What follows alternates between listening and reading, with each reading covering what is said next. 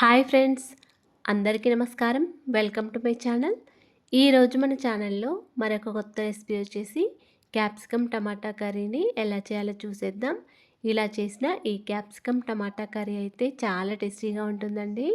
మరియు చాలా సింపుల్గా కూడా చేసుకోవచ్చు. ఈ క్యాప్సికమ్ టమాటా కర్రీ అయితే రైస్లోకే కాకుండా చపాతీలోకి కూడా చాలా టేస్టీగా ఉంటుందండి.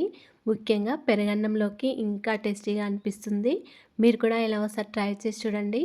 అలాగే ఫ్రెండ్స్, వీడియోస్ని ఫస్ట్ టైం చూస్తున్నట్లయితే ప్లీజ్ మా ఛానల్ని సపోర్ట్ చేయండి. మరి ఎంతో టేస్టీగా చాలా సింపుల్గా చేసుకునే క్యాప్సికమ్ టమాటా కర్రీని ఇప్పుడు ఎలా చేయాలో చూసేద్దాం. ఈ కూర కోసం క్యాప్సికమ్ వచ్చేసి ఒక 600 గ్రామ్స్ వరకు తీసుకున్నానండి. అలాగే టమాటాలు వచ్చేసి ఒక 400 గ్రామ్స్ వరకు తీసుకున్నాను. ఈ టమాటాలు క్యాప్సికమ్ రెండింటిని కూడా వాటర్తో శుభ్రంగా కడుక్కోవాలండి. వాటర్లో ఉప్పు వేసి 2 టైమ్స్ వరకు కడుక్కొని పెట్టుకోవాలి. తర్వాత ఈ విధంగా చిన్న ముక్కలుగా కట్ చేసుకోవాలి. మరి పెద్దవిగా కాకుండా ఇలా మీడియం సైజ్ ఉండేటట్టు క్యాప్సికమ్ని కట్ చేసుకోవాలి.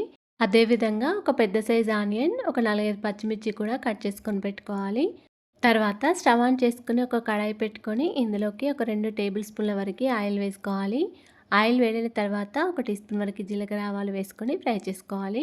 తర్వాత పచ్చిమిర్చి ముక్కలు, ఉల్లిపాయ ముక్కలు కూడా వేసుకొని ఫ్రై చేసుకోవాలండి. ఇవి చక్కగా ఫ్రై అయిన తర్వాత దీనిలోకి ఒక టీ స్పూన్ వరకు అల్లం వెల్లుల్లి పేస్ట్, ఒక హాఫ్ టీ స్పూన్ వరకు పసుపు వేసుకొని ఫ్రై చేసుకోవాలి. తర్వాత దీనిలోకి మనం కట్ చేసుకొని పెట్టుకున్న ఈ క్యాప్సికమ్ ముక్కలన్నీ కూడా వేసుకోవాలి. ఇలా క్యాప్సికమ్ ముక్కలు వేసిన తర్వాత మొత్తం అంతా కూడా ఒకసారి కలుపుకోవాలండి.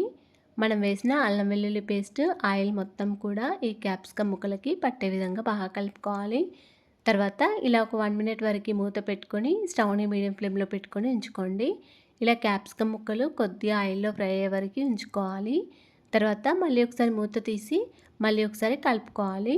ఇప్పుడు దీనిలోకి మనం కట్ చేసుకొని పెట్టుకున్న టమాటా ముక్కలను కూడా వేసుకోవాలండి.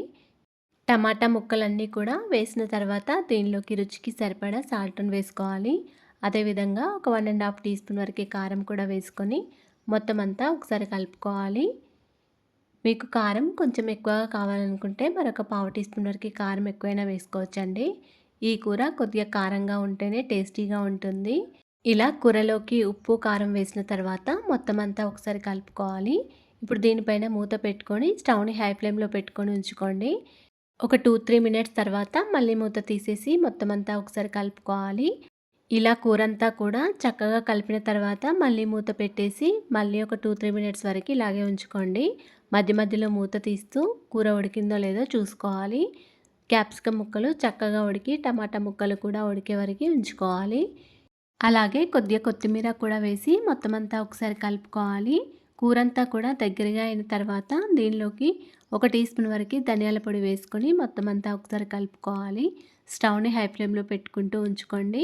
టమాటాలోని వాటర్ అంతా ఇంకిపోయి ఇలా ఆయిల్ పైకి తేలే వరకు ఉంచుకోవాలి.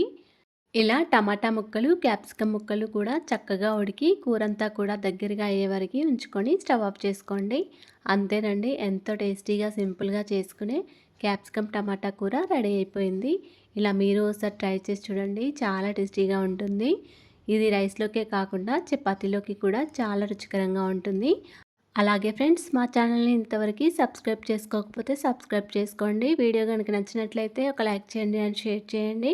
ప్లీజ్ మా ఛానల్ని సపోర్ట్ చేయండి. Thanks for watching.